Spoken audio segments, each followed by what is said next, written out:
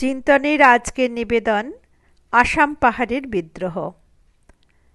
বিংশ শতাব্দীর প্রথমার্ধের পরাধীন ভারতের উত্তাল ইতিহাসে 1918 সালের আসাম পাহাড়ের আন্দোলন এক ভয়ঙ্কর জীবনপণ সংগ্রাম হিসাবে চিহ্নিত। বিংশ শতকের প্রথম দশক, যখন বাংলার যুগান্তর দলের এবং অনুশীলন সমিতির চরমপন্থী আন্দোলনে দেশ উত্তাল, তখন বাংলার বাইরে উত্তর পূর্ব পার্বত্য প্রদেশে এই আন্দোলনের আগুন ছড়িয়ে পড়ে। একদিকে বাংলার অপ্রতিরোধ্য বিপ্লবী আন্দোলন, আর সেই আন্দোলনকে স্তব্ধ করবার জন্য ব্রিটিশ শাসকের চরম দমনপীড়নে বিপ্লবীদের মনোবল ভেঙে দেওয়ার চক্রান্তকে নস্যাৎ করে দিকে দিকে তখন বিদ্রোহের আগুন লেলিহান শিখা জ্বলছে। ক্ষুদিরাম বসু, প্রফুল্ল চাকি ফাঁসির মঞ্চে জীবন দান করে যে লক্ষ লক্ষ বিপ্লবীর জন্ম দিয়েছিলেন, তার প্রত্যক্ষ ফল 1915 সালে বুড়িবালামের যুদ্ধ। বুড়িবালামের যুদ্ধের পর যে ঘটনা ইংরেজের ঘুম কেড়ে নেয়, সেটি হল গৌহাটি পাহাড়ের বিদ্রোহ। বুড়িবালামের যুদ্ধের পর ব্রিটিশের নজরদারি বেড়ে গেলে ভারতের যুব সমাজ পুলিশের চোখে ধুলো দিয়ে গোপনে কাজ করতে শুরু করে। বিপ্লবীদের একটা অংশ বাংলার মূল ভূখণ্ড ছেড়ে দেশের সীমান্ত রাজ্যে, বিশেষ করে পাহাড়ি অঞ্চলে গোপন বিপ্লবী কার্যকলাপে লিপ্ত হয়। গৌহাটির বিপ্লবীরা আটগাঁও এবং ফাঁসিবাজার এলাকায় দুটি গোপন ডেরা তৈরি করে নেয়।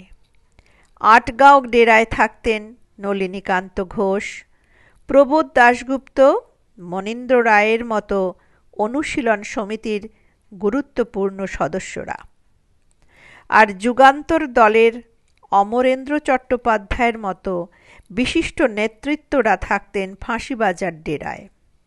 অনুশীলন ও যুগান্তর দলের মতো পার্থক্য থাকলেও উভয়ের লক্ষ্য ছিল এক, তাই বিপদের সময় তারা একজোট হয়ে সংগ্রাম করতেন।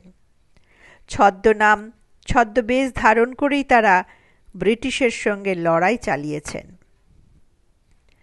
1918 সালের 7ই জানুয়ারি আটগাঁও ডেরার পাহারায় ছিলেন নলিনী বাগচি।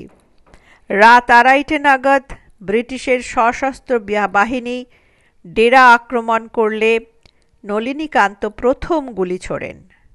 উভয়ের পক্ষের গোলাগুলিতে অন্তত 10 জন আহত হন।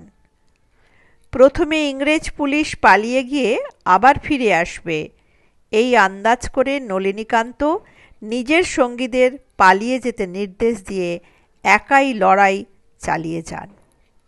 নেতার নির্দেশে পালিয়ে যেতে গিয়ে নরেন্দ্রনাথকে পুলিশ ধরে ফেলে। তারাপ্রসন্নর পায়ে গুলি লেগে ধরা দিতে বাধ্য হন। আহত অবস্থায় মনীন্দ্রনাথ, প্রভাস লাহিড়ীর মতো বিপ্লবীরাও ধরা পড়েন। এমনকি নলিনীকান্ত ঘোষও ধরা পড়েন, তার বন্দুকের গুলি শেষ হয়ে যায়। এদিকে প্রবোধ দাশগুপ্ত, নলিনী বাগচিরা তখনকার মতো পুলিশের চোখে ধুলো দিয়ে পালিয়ে গিয়ে পাহাড়ের ঘন জঙ্গলে আশ্রয় নেন। সেখানে খাবারের অভাবে জঙ্গলের বিষাক্ত পোকা মাকড় জোকের কামড়ে ক্ষতবিক্ষত হয়ে নলিনী বাগচি ঢাকা পৌঁছান। ঢাকা থেকে নৈহাটি এবং হুগলি হয়ে তিনি বিহারে আচার্য কৃপালনের আশ্রমে কিছুদিন কাটান। পুলিশের ভয়ে নলিনী সেখান থেকে কলকাতায় ফেরার পথে ভয়ঙ্কর জ্বরে আক্রান্ত হন। কলকাতার গড়ের মাঠে অচৈতন্য অবস্থায় নলিনী বাগচিকে এক বিপ্লবী উদ্ধার করে তাদের গোপন আস্তানায় নিয়ে যান। জ্বর এবং বসন্ত রোগে জর্জরিত বিপ্লবীর শুশ্রূষা করে একটু সুস্থ করে কলকাতার তারিণী মজুমদারের সঙ্গে যোগাযোগ করে তাকে তাদের গোপন আস্তানায় পৌঁছে দেয়। কিন্তু দুর্ধর্ষ ব্রিটিশ পুলিশের নজর এড়ায় না। 1918 সালের 15 জুন ভোরবেলায় পুলিশ সেই ডেরা আক্রমণ করে। উভয় পক্ষের তুমুল যুদ্ধ চলে।